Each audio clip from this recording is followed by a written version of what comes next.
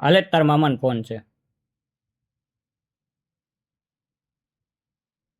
હા બોલો મામા.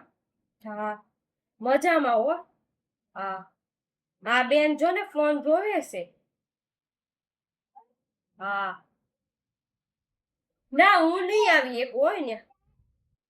ના ના ના ના તમ તમારી મેળે બધું પતાવી લ્યો, હું આવીશ સાતમ આઠમમાં. હું 2 દિવસ ત્યાં આવીશું.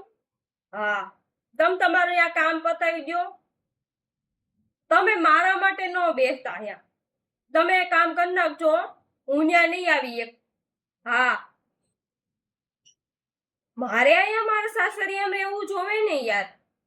હા એ હા સાતમ આઠમમાં અમે પહોંચી જઈશું 2 જણા. પણ અત્યારે હું નહીં આવી એકું હો. એ હા વાંધો નહીં.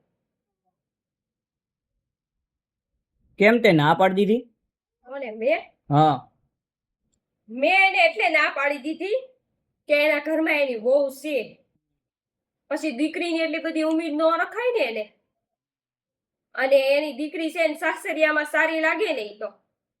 અને ઈ વહુ છે ઈ ઘરની તો ઈ વહુને કઈક તો ઉમ્મીદ હોય ને કે મને સાડી ને એવું બધું દે. જો હવે દીકરી ત્યાં કામ કરવા ઊભી રહે ને તો બધું દીકરીને દઈ દે હાથમાં.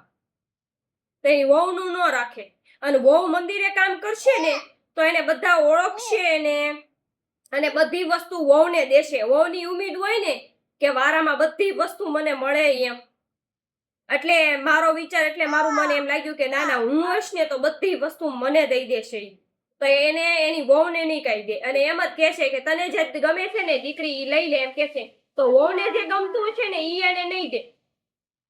એટલે મારો વિચાર એવો કે હું જાઈશ તો મને ઈ દેશે. હું નહીં જાઉં તો બધું એની વહુને મળશે ને. એની વહુની ઉમ્મીદ હોય ને કે બધી વસ્તુ એને મળે એમ. મંદિરનો વારો આવે તો બધું એને જ મળવું જોઈએ. બીજાને કઈ દેવાનું હોય કઈ?